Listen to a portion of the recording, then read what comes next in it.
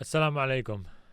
Real Madrid 2, Benfica 4. Benfica 4, Real Madrid 2. Just in case if you didn't hear me saying it the first time. Nobody can say that I did not expect this. All right? And once again, if you want to go back to my last video, go right ahead. Because I did mention that we are going to go up against Benfica. I mentioned that we are going to be we are not going to be confident in this game. I said I was not confident in this game. I said Real Madrid shouldn't be confident because at the end of the day, it's Benfica that we're going up against in the UCL, right? And I've been saying this since the beginning of the season, and I'll say it again. Any team can score against us however they want. I have never, ever, except for the beginning of the season, spoke highly of Real Madrid's defense or anything ever since in the beginning of the season where the players were still listening to our old manager Xabi Alonso, where the players were actually complying with what he's saying, listening to what he's saying, trusting his tactics, trusting his chemistry, trusting his vision of success. But here we are with Arbeloa, where those previous matches that we won, right? Those previous matches where it blinded us, blinded a lot of the Real Madrid fans, blinded the people, put in some fear in these other European clubs. Yeah, it didn't work for me because in reality, I did know the weakness of Real Madrid. And heading into this game, like I said, I wasn't confident. I knew that we still are going to struggle and there's still going to be a lot of suffering that we're going to take. And especially going up against Jose Mourinho, you guys really thought that this game was going to go our way just because we have a player named Mbappe, we have a player named Vinicius, a player named Bellingham? No, that's not how it works. And I'm actually glad that this team beat us today. You know why? Because if we won today, this was going to show us a type of vision that's not reality, right?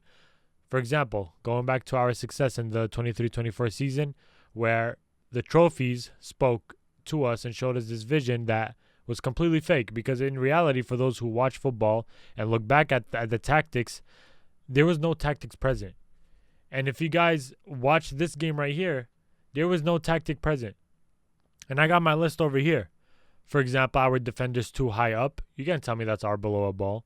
For example, we kept passing the ball backwards to the side. Is that really arbeloa ball, or is that just the players, they don't know how to attack? That is a point for a manager, is to have a manager to study the game, to see how players play, to see how the opposition play, to see the tactics of the opposing side, and you counterattack. But when you have this manager who's just training them just to better their skills, right? For example, I got to list it down that everybody just wants the ball for themselves. Everybody just wants to display individual brilliance for themselves. That is not enough to beat a team like Benfica. I'm not even talking about the other European giants. And the fact is that the main issue still lies on not having a manager, and not even that, but also the players themselves for not even trusting the manager. And I'm still hung on Xabi Alonso's exit. I'm still mad about Xabi Alonso leaving us because you guys know that we had a lot of success in the beginning of the season through Xabi Alonso. And up until when he left, he had the highest win rate compared to the last 5 managers. The highest win rate up to when he got sacked or fired or when he left, whatever it may be. So for those who still want to say that Xabi Alonso is the issue just because we won those past couple of games, just look at this game and tell me what was the issue. Don't say it's the red cards. Don't say it's the penalty. Because yes, no VAR to that penalty. It was not a penalty, but that's not the reason why we lost. Even if that was not a penalty, Benfica still deserved it because they played way better than us. You cannot tell me that our players played better than Benfica. It's not because Benfica just had a good day. I've been saying this. A team from whichever league, right? Even from the Saudi Pro League, any team can score on us however they want. Even Al Hilal, when we went up against them in the Club World Cup. You're telling me that's normal to perform like this against Real Madrid? And it's normal for Real Madrid to perform like this consistently on a constant basis? Because yes, going back to prime Real Madrid recently, right, with Ronaldo, going back even before that with R9, right, there's losses. These teams lose. Barcelona loses. Bayern loses. Liverpool, Arsenal, they lose. These teams lose. but it's not to a consistent base like how Real Madrid just keeps losing, how Real Madrid just keeps suffering as well, even when we win. And I could keep speaking about Real Madrid and speaking and downgrading Real Madrid, but in reality, they deserve it. They deserve it because if there's no booze, if there's only like this biasy, right, where there's this, I don't know, feeding into the lies and feeding into like giving them this fake image that, oh, it's just a bad game. Oh, it's just the players. Oh, it's just the manager. Oh, it's just this. It's just that. Look at yourselves. Like this is the players have to look at themselves.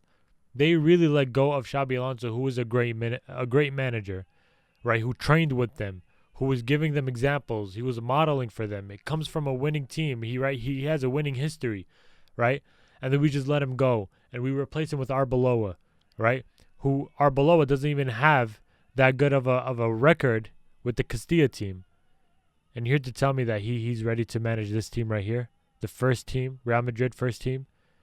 You're out of your mind if you really think that. Honestly, my whole list has just been negatives. The only good play was when Arda passed to Mbappe in the second half, and that Mbappe header. That was the only good thing that I wrote in these notes. Other than that, even especially in the second half, it's like we didn't learn from anything. Arbeloa, his tactics was put in substitutions if tactics are not working, or if the game is not going our way, because there was no tactics. And clearly you guys saw it with the substitutions, it didn't work. Especially that last goal, right? I was watching it with my friends and they were saying, imagine if this goalie scored it. I literally told my friends, they deserve it. They deserve the goalie to score this goal right here on us. Yeah, like for the people, like, okay, I get it. Look, I'm a Real Madrid fan and I love Real Madrid, but something about me that I always have been saying is that I am not going to be this Real Madrid fan that is delusional, that's going to just say, oh, okay, Hala Madrid and it's just a bad game, we move on. No, that's not me. I'm going to criticize this team because nobody else is going to do it. If there's going to be Real Madrid fans out here defending Real Madrid, right, which I think now there's less of that. I think now Real Madrid fans are actually waking up and realizing that the issue is actually concerning. I'm still going to speak, whether it's in favor of Real Madrid or whether it's not. I'm just going to speak the honest and truth in my own opinion. So you guys can have your own, but it's just my opinion. Let's look deeply into this game, right? So as you can tell, it was balanced out, right? With the ball possession, we obviously had a lot more, but in reality, the momentum really changes a bunch of times between Benfica and Real Madrid. Obviously, those who created the most threats was Benfica compared to Real Madrid, so it's like our ball possession didn't even matter. Total shots, they had more big chances. Obviously, if it wasn't for Courtois, we probably would have conceded and it would have been 6-2. But yeah, we really did need this win. We really needed the draw at the very least. Because, as you know, now we're out of the top 8 and we're back into the knockout stages. So, congratulations to Real Madrid, right? And huge congratulations to Benfica. Even though I believe they did not qualify, they still fought till the actually they did qualify. At the very end, they did. Oh, yeah, there was the goalie, the goal at the end. They needed it in order to qualify, and they did. So, congratulations to them. Like I said, they deserve it. And obviously, I'm hurt about it. I didn't want us to lose, especially for us to drop out of the top 8. But for Real Madrid players and the manager, and especially Perez, doesn't care about the team and wants to generate a lot of money, then why should I even buy into like the lies and be a delusional fan, right? That's not going to work. Perez knows what he's doing. This team is very rich. This club is very rich. They could buy any player in the world, but they choose not to, right? Mr. Krabs, basically Mr. Perez, is basically Mr. Krabs with his money. So we deserve this loss. But yeah, so honestly, their striker man of the match did a fabulous performance. I don't know how to say his name, but he also did great. Everybody in Benfica honestly did good. I don't know why these guys got a bad rating, because honestly, they were doing good in locking up Vinicius Jr. Vinny wasn't really doing anything. Couldn't do anything. Bellingham, horrible. Tchouameni, especially that challenge that he did, was horrible, and that pen that he conceded, even though, in my opinion, it wasn't a pen, horrible. Dean Huijsen was all right. Everybody was horrible. Arda was the only one who was actually trying to get goals. Even though Mbappe is the one who got his goals, Mbappe is just there at the right moment. That's how I could describe Mbappe. Other than that, Arda Güler really is the only one, in my opinion, who had the better game out of everybody else. The substitutions was also horrible. There was literally no answers to Benfica. We score, and then the momentum drops. And then once Benfica scores, that's when the momentum arises a little bit, and then we stop. And then we wait till the last 5 minutes of the match, and then that's where we kind of panic and we have this sense of urgency. It's been like repetitive over the same exact games, the same exact moments, same exact situations as well. Where we're in this situation is the same exact Real Madrid. And now when you look at the table, we're in 9th place, and we didn't qualify, right? Top 8, Barcelona made a comeback. Congratulations to them. Arsenal undefeated in the UCL. Bayern with only 1 loss. They still qualified. Liverpool, honestly, I think they beat this team 6-0 today. Tottenham, right? Yes, they're a Premier League team, but it gets to show you the level of this competition and the level of La Liga, right? Anyways, look, in the top 8, we have 1, 2, 3, 4, 5. 5 of these teams are from the Premier League and only 1 from La Liga, which gets to show you the level of La Liga. So, honestly, the issue still remains for Real Madrid. And the issue is that we don't have a solid manager. And even if we do, the players are not going to comply with the manager. So there's more issues to this than just one simple problem. For example, looking at Barcelona, their issue was Xavi, right? Their issue was the manager. They got rid of the manager. They got a better manager. And now look, almost the same exact players that played for a couple of years at Barcelona, and look how they're performing, right? Here, we tried a different manager with the same players. Doesn't work. Guess what Perez does? Lets go of the manager and keeps the same players with another manager. That's still not going to work. And you're telling me that the manager is still going to be the problem, right? Yes, even though this manager is not good at all, in my opinion, the players are the problem. Vinicius, Mbappe, whoever is not listening to the manager, whoever is not complying to what the manager says, get them out the club. The defenders who are not even running, who are not listening, who are not putting in much physical work, right? Because at some moment I saw our defenders playing like they're attacking, right? And then Benfica with the counterattack. And our players, I don't know if you guys know, our defenders are not fast, besides Asensio, who dropped a stinker this game. But besides Asensio, who else is fast in our defensive lineup? Valverde is attacking, so he can't even make that much of a cover when he's running back. And you're expecting me to believe that arbeloa, that's his tactics, to just make all the players attack and all the players come back and defend, which not even that. The players do not even come back and defend. And now I bet you, I'm not even going to watch this, and I haven't even watched it, but I bet you arbeloa is going to go on the press conference and blame himself, just to make sure that his job is safe and that he's not blaming any players and he's not putting the shame on Vinicius. He's going to say this is the best Vinicius we've ever seen, the best Mbappe we've ever seen, and compliment his players. Very, very, very like PR trained.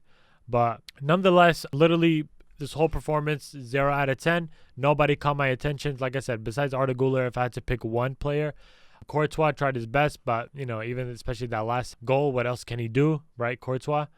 And yeah, this game was honestly, everything went horrible. I don't know how you guys think about it, but if you guys have any thought about it, put in the comments below, and I'm going to be reading them. I'm actually interested to see what you Real Madrid fans are going to say about this game.